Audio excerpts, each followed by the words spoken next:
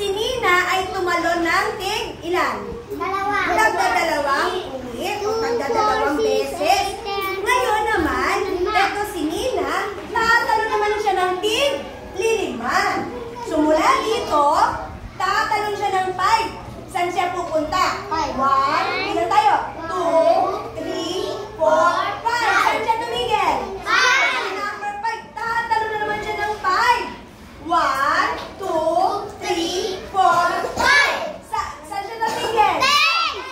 Sa tingin nyo, saan siya titigil pag tumalon ulit siya ng 5? 10! Oh?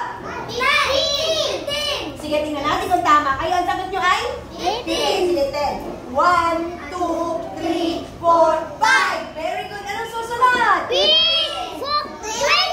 Okay.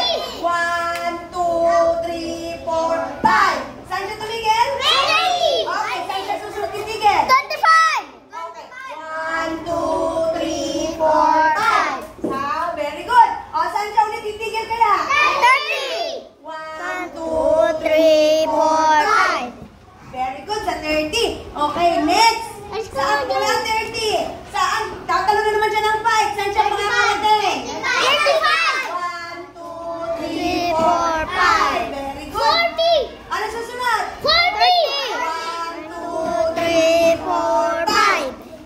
galing. Sunod. 40, 45! 1, 2, 3, 4, 5. 50! 1, 2, 3, 4, 5. Okay. Ilang talon ang ginawa niya?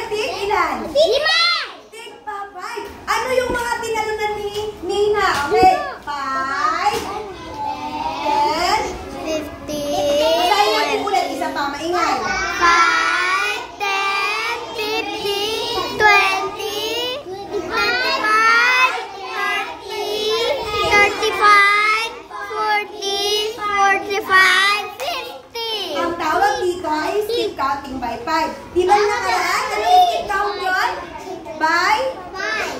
Yung nakaraan, ilan yung skip by? 2. Memorize niyo pa ba yung skip counting by 2? Sige na, bago tayo mag-skip counting by 5. Sige na, anak. Ready, go. 2, 4, 6, 8, 10, 12, 40, 60, 80, 20. Okay, kahit hanggang 20 lang muna kasi, di ba? Alam nyo na, hanggang 100 yung pinagawa ni teacher, di ba? Ngayon naman. Sige, memorize nga natin yung tinanong ni Nina. Ready? Buburahin ko yung unti-unti.